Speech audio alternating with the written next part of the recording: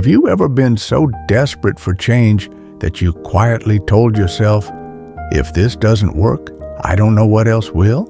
Have you ever tried everything? Prayers, advice, solutions, help from people, and still found yourself stuck in the same pain? This is the story of a woman who reached that point. A woman whose life had been quietly draining away for 12 long years. A woman with no name mentioned, no voice in society, and no place in the crowd. And yet, her story would stop Jesus in his tracks. For 12 years, this woman had been bleeding continuously. It wasn't just a health problem, it affected every part of her life. She lived with constant weakness, pain, and exhaustion. But even worse, in her culture, this condition made her ceremonially unclean. That meant she wasn't supposed to touch anyone. She couldn't freely join public gatherings. She couldn't worship like everyone else. She lived on the margins, isolated and misunderstood. The Bible tells us she had gone to many doctors. She had endured many treatments. She had spent all the money she had, hoping for a cure. But instead of getting better, she only grew worse. Imagine the disappointment. Imagine waking up every morning hoping today would be different, only to be let down again and again. After 12 years, her situation looked completely hopeless. Then one day, something changed. She heard that Jesus was nearby. By this time, news about Jesus had spread everywhere. People were talking about the blind seeing, the lame walking, and the sick being healed. As she listened, something stirred deep within her. A small but powerful hope began to rise. She didn't know if Jesus would stop for her. She didn't know if she could speak to him. She didn't even know if she was allowed to be near him. But she made a decision in her heart. She said to herself, if I can just touch his clothes, I will be healed. It was a quiet decision, but it was full of faith. She didn't plan to ask for attention. She didn't plan to speak. She just believed that being close to Jesus would be enough. That day, Jesus was surrounded by a large crowd. A synagogue leader named Jairus was urgently leading him to his home because his young daughter was dying. People were pressing in from every side. Everyone wanted Jesus' attention. Everyone wanted a miracle. Somewhere in that crowd was this woman. For her to be there was a huge risk. If she was discovered, she could be shamed or punished, but her desperation gave her courage. Weak in body, but strong in faith, she pushed her way through the crowd. Her heart was pounding. Her hands were trembling. Then she reached out.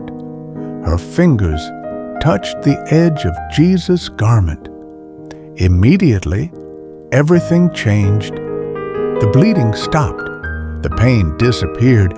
The weakness left her body. After 12 long years, she knew deep within herself that she had been healed. It happened in an instant.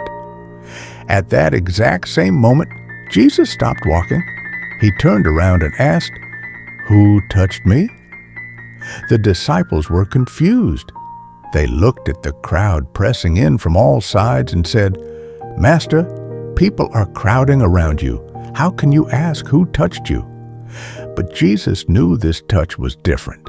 He said, "Someone touched me. I felt power go out from me." This wasn't an accidental brush in the crowd. This was a touch of faith. The woman realized she could no longer remain hidden. Though she had been healed privately, Jesus was now calling her into the open. The Bible says she came forward, trembling with fear. She fell at his feet and told him the whole truth about her condition, her suffering, and how she had been healed the moment she touched him.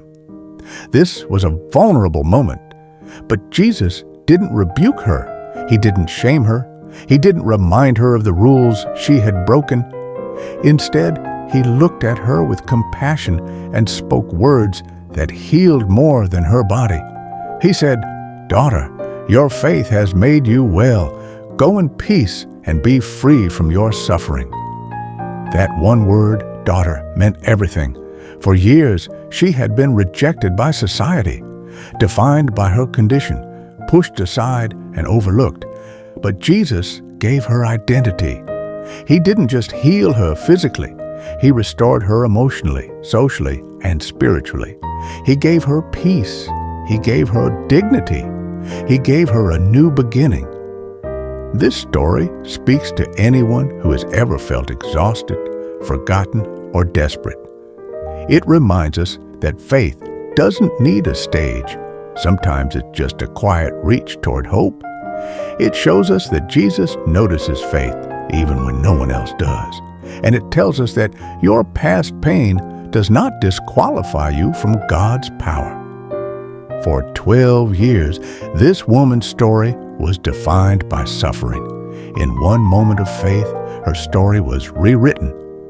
Today, you may not be in a crowd trying to touch the edge of Jesus' garment, but you may be reaching out in prayer, in hope, or in belief that things can still change. This story reminds us that Jesus still responds to faith. He still stops for the unseen, and He still brings healing and peace to those who dare to reach for Him. Sometimes, all it takes is one brave touch of faith.